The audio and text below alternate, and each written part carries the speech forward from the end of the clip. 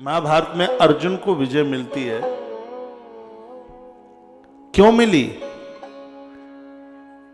अर्जुन के पास 5 चीजें थी,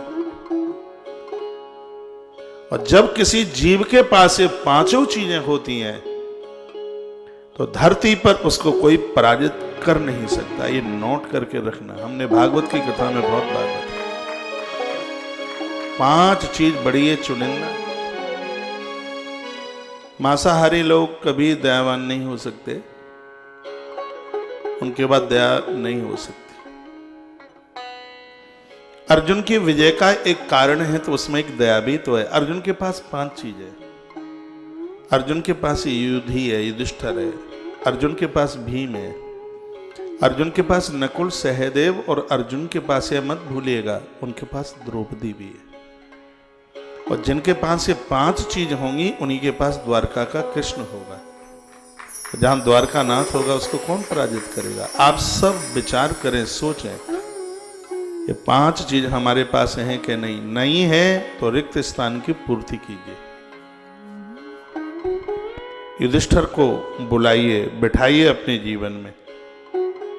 युधिष्ठिर कौन है? हमारा और आपका सनातन जो भावी धर्म है वही तो युधि है, युधिष्ठिर है। जीवन में धर्म हो। भीम क्या है? भीम आत्मबल है। जीवन में आत्मबल हो, काम करने का उत्साह हो। अर्जुन के जीवन में नकुल होना चाहिए। नकुल कौन है? उदार मन, कंजूस नहीं, उदार मन। हमारे और आपके पास उदार मन हो, हमें कौन पराजित कर पाएगा? अर्जुन के पास सहदेव है। सहदेव क्या है? पवित्र बुद्धि, पवित्र बुद्धि हो। और अर्जुन के पास द्रौपदी है। द्रौपदी क्या है? द्रौपदी दया है। जब अश्वत्थामा को घसीट कर पकड़ करके अर्जुन लाए थे, गौतमी पति देवता रो पड़ी है द्रौपदी और कहने लगी कि ब्राह्मणाम नितराम गुरु। ये मां द्रौपदी के शब्द थे। का ब्राह्मण जन्म से गुरु होता है। आप ऐसा मत कीजिए, इसको छोड़ दीजिए, इसको मारिए मत। इसको मारने से मेरे बच्चे कोई जिंदे नहीं हो जाएंगे। उसके साथ तो इतना बड़ा अन्याय हुआ था, शायद भारतीय नारी के साथ पहले और बाद में कभी इतना अन्याय हो नहीं सकेगा जो द्रौपदी के साथ हुआ था। द्रौपदी दया का रूप है। हम और आप सब दयावान बने तो उसके लिए अपना खान पान ठीक करें। हमारे आचार्य जनों ने कितनी सुंदर बात कही, न दया मासम भोजनहा। मांसाहारी लोग कभी दयावान नहीं हो सकते। ग्रंथों ने बहुत विरोध किया मांस का। मेरे देश का बहुत बड़ा भाग ऐसा है जहां लोग पशुओं को गाजर मूली की तरह कतर देते हैं और बहाना देवी देवताओं का लगा देते हैं कि दुर्गा भी खाती थी, वो भी खाता। अरे कोई नहीं खाता था।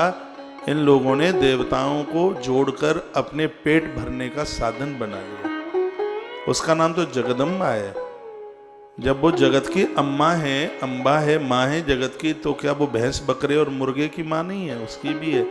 कोई भी माँ अपने दरबार में अपनी संतान की हत्या नहीं देख सकती। मेरी बात बहुत देशों तक पहुंच रही है, बहुत दूर तक पहुंच रही है।